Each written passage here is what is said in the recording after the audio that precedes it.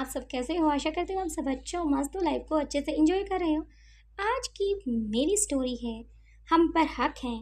अगर आपको मेरी स्टोरी अच्छी लगे तो इस लाइक करें, शेयर करें एंड सुबह के करीब 9:30 हुई थी।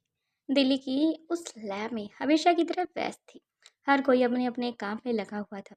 रिया भी सफ़ेद लैब के कोट पहने ही माइक्रोस्कोप के सामने बैठी थी। रिपोर्ट चेक कर रही थी। उसके चेहरे पर वही सादगी थी जिसे कोई अंदाजा भी नहीं लगा सकता कि यह लड़की दुनिया की बेहतर सर्जनों में से या वैज्ञानिकों में से एक है।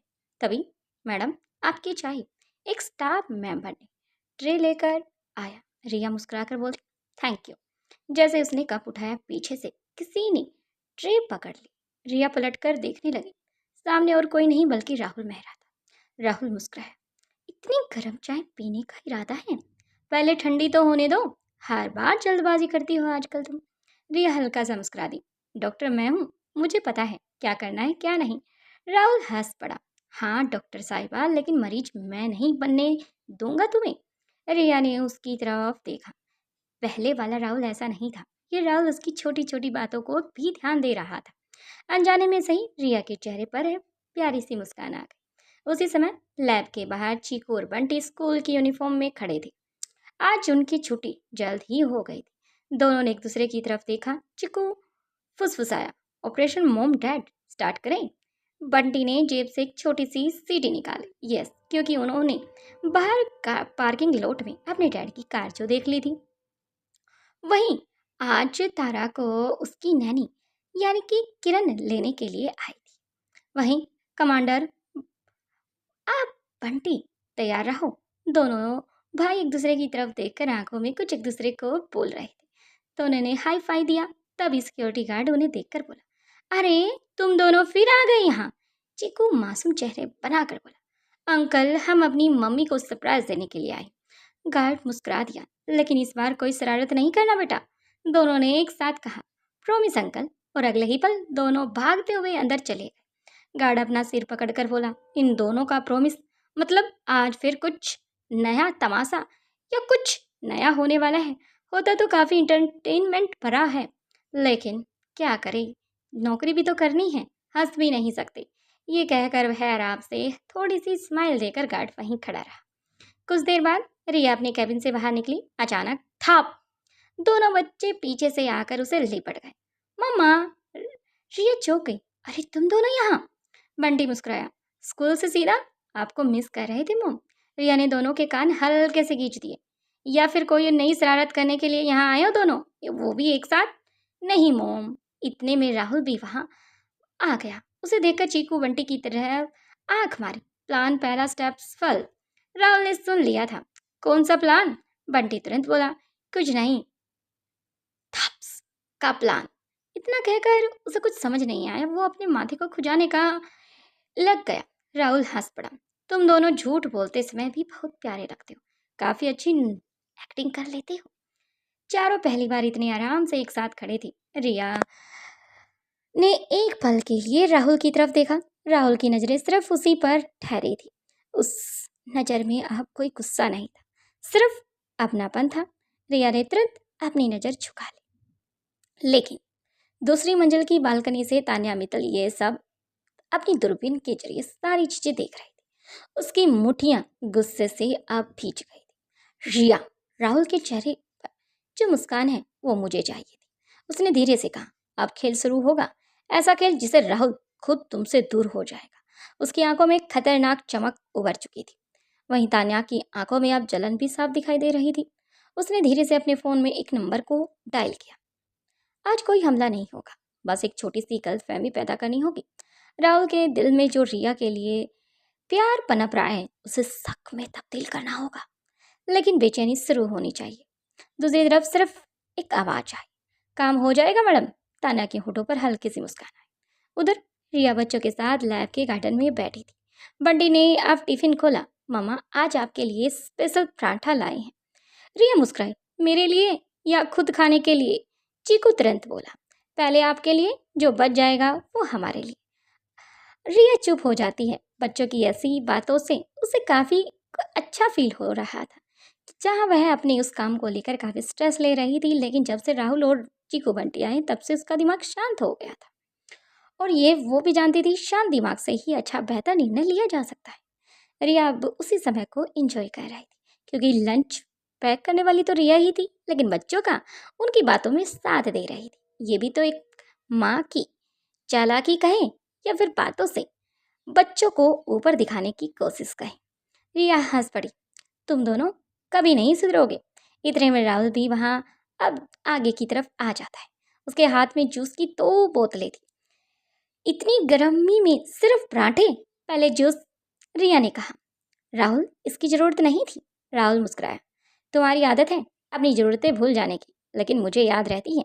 रिया कुछ पल के लिए उसे देखती रह गई। दिल ने जैसे धीरे से कहा, क्या राहुल सच में बदल गया है या फिर उसका इरादा दूसरा है।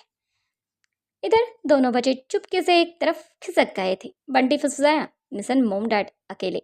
चीकू ने तुरंत राहुल की कुर्सी हल्का सा रिया के करीब सरका दी। अगले ही पल राहुल बैठ गया और कुर्सी खिसकने से उसका कंधा हल्के से रिया के कंधे से टकरा गया। रिया चौंक गई। राहुल भी थोड़ा सा असहज महसूस हुआ। सॉरी रिया, रिया ने हल्की मुस्कान के साथ कहा। No problem. दूर खड़े दोनों भाई एक दूसरे को देखकर धीरे से हाई फाइव करने लगे। Plan success. बस मैं तो यही देख रहा हूँ, जब हमारे मॉम डैड एक साथ होंगे और मॉम से शादी करके जब वे मित्तल हाउस जाएंगे तो तारा का क्या हाल होगा। ये सब सोचकर ही दोनों भाई के फेस पर स्माइल आ गई थी, क्योंकि दोनों भाई अपनी बहन से बहुत ज़्यादा प्यार करते थे। उसी समय राहुल का फोन अचानक से वाइब्रेट होने लगा। उसकी स्क्रीन देखी तो दादाजी की कॉल। राहुल ने कॉल उठाई। दूसरी तरफ से एक ठहरी और ठंडी आवाज आई, राहुल। इतने में राहुल हड़बड़ा गया, क्योंकि लंबे समय के बाद दादाजी का कॉल उसके फोन पर आया था। उसे तो यकीन नहीं हो रहा था कि उसके दादा पैरालाइज थे। अब वो बोलना भी स्टार्ट कर गए। ऐसा कब हुआ? क्या उनके सिक्योरिटी ने मुझे बताया नहीं? क्या दीनाचंद को मैंने जो काम सौंपा था, क्या उन्होंने मुझे बताना सही नहीं समझा? या अचानक से आज ही उनकी सारी चीजें, ये सब उसके दिमाग में एक एक करके बातें घूमने स्टार्ट हो गई थी। मुझे यकीन भी नहीं हो रहा था कि उसके दादा उससे बात कर रहे हैं। यहाँ तक कि कॉल अपने फ़ोन से ही मिलाया है। उसे पता था कि फ़ौरन में राहुल ने अपने दादाजी को एक बेहतर डॉक्टर के पास शिफ्ट कर दिया था। उस बेस्ट हॉस्पिटल में बेस्ट से बेस्ट डॉक्टर थे, जो दादा की पूरी देखरेख कर रहे थे जब तक वो पूरी तरह से स्वस्थ नहीं हो जाते तब तक। और याद दियाचंद को ये कहा था, दादा की बॉडी में या कोई भी इम्प्रूवमेंट होती है तो वो उसे ज़रूर बताए, तभी राहुल खुद वहाँ पर आ जाएगा। लेकिन दीनाचंद ने ऐसा कुछ नहीं कहा। एक बहुत बड़ा सरप्राइज आज उसके कानों में आ गया था। दादाजी की आवाज़। जैसे जैसे राहुल से दादाजी हेलो करके राहुल से बात कर रहे थे। राहुल के हाथ में फ़ोन था, लेकिन उसकी उंगलियां कांप रही थी। फ़ोन की दूसरी तरफ से वही जानी पहचानी आवाज़ फिर से सुनाई थी। क्या हुआ बेटा, अपनी दादाजी की आवाज़ भूल गया? राहुल की आंखें भर आई। दादाजी, उसके टूटे टूटे शब्द। आप सच में बोल रहे हैं? उसकी आवाज़ कांप रही थी। 6 सालों में पहली बार राहुल ने इतना भावुक हुए थे। उसे याद था जब दादाजी तबीयत अचानक बिगड़ी थी, तब डॉक्टरों ने उम्मीद लगभग छोड़ दी थी। उसके बाद से इनका इलाज लगातार चल रहा था। दादाजी के साथ हमेशा उनकी सबसे भरोसेमंद केयरटेकर चंदा रहती थी। राहुल ने उसी दिन चंदा से कहा था, जिस दिन दादाजी हालत थोड़ी सी बेहतर हो उससे पहले मुझे फ़ोन कर देना, मैं सब छोड़ कर आ जाऊंगा। ना तो चंदा ने उसे बताया, ना दयाचंद ने बताया। आप राहुल परेशान हो गया था। चंदा और कोई नहीं बल्कि दयाचंद की बेटी थी, जो कि शादीशुदा तो थी, लेकिन समय से पहले ही उनके पति की डेथ हो चुकी थी। जिन उसकी एक बेटी थी जिसे वह अपने साथ वहीं पर रख रही थी। दादाजी की देखरेख के साथ वह अपनी बेटी को उसी हाई स्कूल में उसका एडमिशन राहुल द्वारा ही करा दिया गया था। लेकिन आज चंदा का फ़ोन नहीं आया था। आज तो दादाजी खुद उसे बात कर रहे थे। राहुल को यकीन नहीं हो पा रहा था। वहीं दूसरी तरफ रिया कुछ कदम दूर ही खड़ी थी। उसने राहुल के चेहरे में फैली हैरानी को देख और भाप लिया था। उसके होठों पर हल्की सी मुस्कान आ गई। उसे पहले से पता था दादाजी अब पूरी तरह से ठीक हो चुके हैं। अब नहीं, काफी समय से। कुछ दिन पहले ही चीकू, बंटी और तारा से भी मिल चुके हैं। उन तीनों बच्चों को गले लगाकर दादाजी ने आंखें भीग गई थी। उन्होंने ही उसी दिन रिया को कहा था, बहू, मेरा पोता बहुत जिद्दी है लेकिन बुरा बिल्कुल भी नहीं है। उसे उसके साथ ने बना दिया है। उसे अपनी गलती समझने का एक मौका और दो। रिया उस दिन चुप रही। एयरपोर्ट पर भी दादाजी ने उसे मिलकर कुछ बातें की थी। यही कहा था, अपने हक की लड़ाई कभी ऐसे छोड़कर नहीं जानी चाहिए। हिम्मत करके अपने लिए, अपने जज्बातों के लिए अपने हक की लड़ाई लड़नी चाहिए। उसी में असली विजेता होता है, नहीं तो कायर समझा जाता है। उसके दिल में राहुल के लिए प्यार आज भी था, लेकिन 6 साल पुराने जख्म अब भी तक भरे नहीं थे। फोन पर दादाजी हंसते हुए बोले, बेटा इतना भी मत घबरा, अब मैं बिल्कुल ठीक हूँ। डॉक्टर भी कहते हैं कि पहले से बहुत बेहतर हूँ। राहुल ने अपनी आंखों से आंसू पोंछे। दादाजी, मैं आज ही आपसे मिलने आ रहा हूँ। दादाजी मुस्कुराए। अकेले नहीं। राहुल चुप हो गया। रिया को भी साथ लेकर आना और मेरे दोनों शेरों को भी। राहुल के चेहरे पर मुस्कान आ गई। दादाजी, आपको कैसे पता? दादाजी कुछ पुल रोके, फिर बोले, हाँ, अगर रिया आने से मना करे तो जबरदस्ती मत करना, प्यार से मनाना, हुक्म नहीं चलाना। ये सुनकर राहुल हक्का बक्का मुस्कुरा दिया। आपको सब पता चल जाता है ना? दादाजी हंस पड़े। मैं बूढ़ा हूँ बेटा, अनजान नहीं। कॉल कट जाती है। राहुल कुछ देर तक फोन की स्क्रीन को देखता रहा। उसे आप ही विश्वास नहीं हो रहा था, उसके दादाजी फिर से पहले की तरह बात कर रहे थे। तभी पीछे से चीकू, बंटी धीरे से कान में बोले, देख, पापा रोए भी हैं और मुस्कुराए भी। बंटी शरारती अंदाज में बोला, मतलब मम्मी को मनाने का चांस बढ़ गया है। दोनों अपनी हंसी को रोक नहीं पाए। रिया ने दोनों को घूर कर देखा। तुम दोनों फिर क्या खिचड़ी पकाने लग गई? चीकू तुरंत मासूम बन गया।